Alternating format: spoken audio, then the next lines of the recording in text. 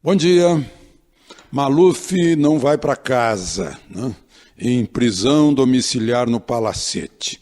Vai ficar cumprindo pena no presídio da Papuda, inclusive no fim de ano, nas festas de fim de ano.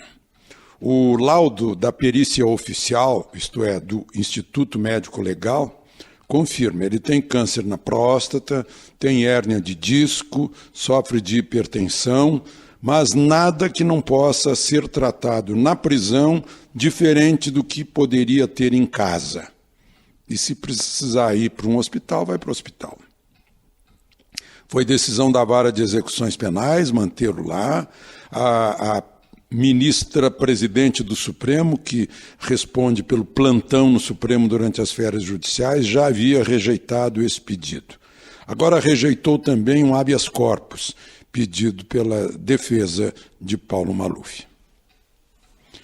Bom, enquanto isso, o ministro negociador da Presidência da República, o chefe da Secretaria-Geral da Presidência, deputado Carlos Marum, defendeu a reforma da Previdência. Lembrou aos governadores que os recursos federais vão estar disponíveis se a reforma da Previdência permitir.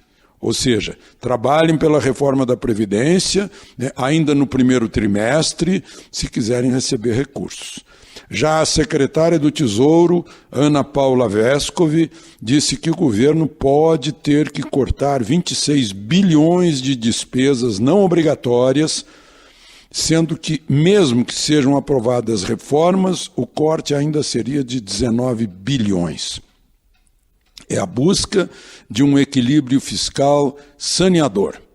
O teto dos gastos do governo federal é de 1,348 trilhões aprovado pelo Congresso, né?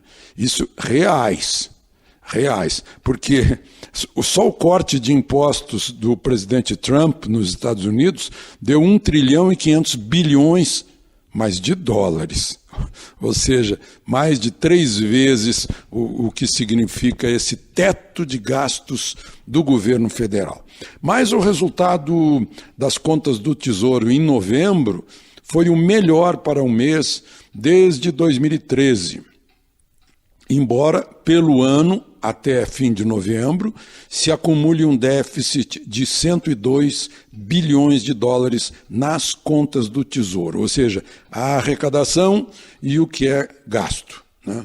ou investimento. Ainda não está o mês de dezembro aí.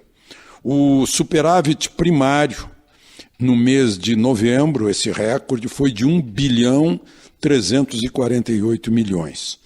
Eu repito que o déficit acumulado é de 102 bilhões. Né? Agora está bem abaixo do que o Congresso permitiu. O Congresso permitiu, até o fim do ano, um déficit de 159 bilhões de reais. Ou seja, o governo vai ficar bem abaixo do que foi permitido em déficit, o que é uma vitória do governo.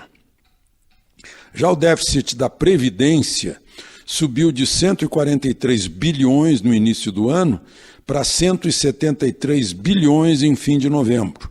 Deve ir até o fim do ano a uns 185 bilhões. Esses números mostram a necessidade de uma reforma inadiável da Previdência, ou os aposentados podem ficar sem pagamento.